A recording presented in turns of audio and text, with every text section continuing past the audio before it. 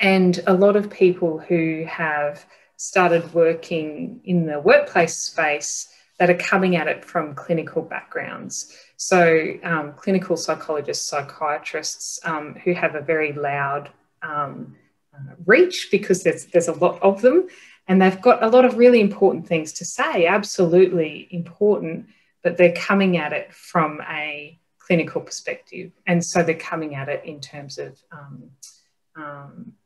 bolstering coping and helping individuals either who are unwell or individuals who are improving their flourishing. So these are all really important things, but what the AIHS acknowledged, and I think what most of us who work in this area who've come at it from a org psych or OHS perspective acknowledge is that that's not something that's going to meet employers' duties in relation to health and safety, but more importantly, it's not going to prevent harm. It's not going to address the source of the harm. So I guess there's 8 key things that the Institute acknowledged about the need for this position statement.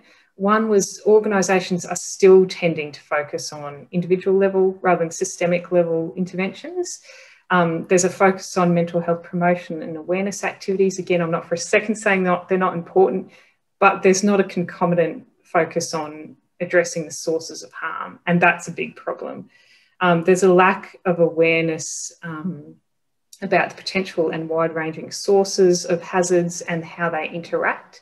There's some inadequate skills in risk assessment in relation to this area, and also almost a lack of confidence, or there's an opportunity for improving people's confidence in, really putting their foot forward in this approach, given how sometimes the stigmatisation, mental health awareness voice is that comes from other parts of the sector. So how can people with these skills with confidence say, this is important, this is really important, and here's a position paper that helps justify the importance of work design and those higher order controls. The 5th one is about all the different terms out there, all the different terminology, and how frustrating that can be, and how, I can't tell you how many meetings I've sat in where that's almost been taken over actually doing something. All this discussion about what are we going to call it?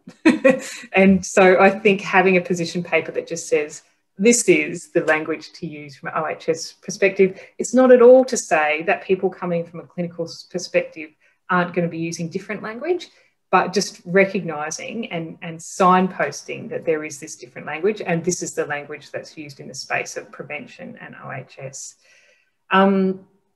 That lots of employers are still confused about where their obligations start and stop in relation to psychological health and safety or mental health, and so helping, I guess, give OHS professionals the confidence to be able to say, sure, there's this proportion of mental health that's related to the community prevalence of mental health, but we know that around 15% of mental health can be attributed to work. And this is what employers have an obligation to manage, and this is what OHS professionals should be helping stamp out.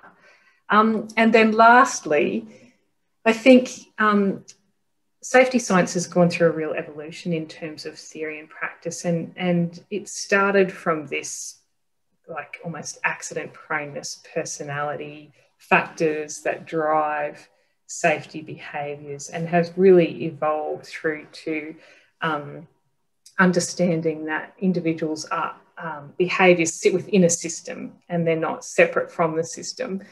And that evolution of safety science and what that brings, I think, is not something that people who are trained in individual clinical therapy that have a loud voice in industry they don't bring that to the same extent that people who have either org psych or safety or human factors and ergonomics or occupational therapy type backgrounds. And so again, having that in a position paper just allows them to have a greater voice in that space and be able to be backed up, I guess, by the professional association.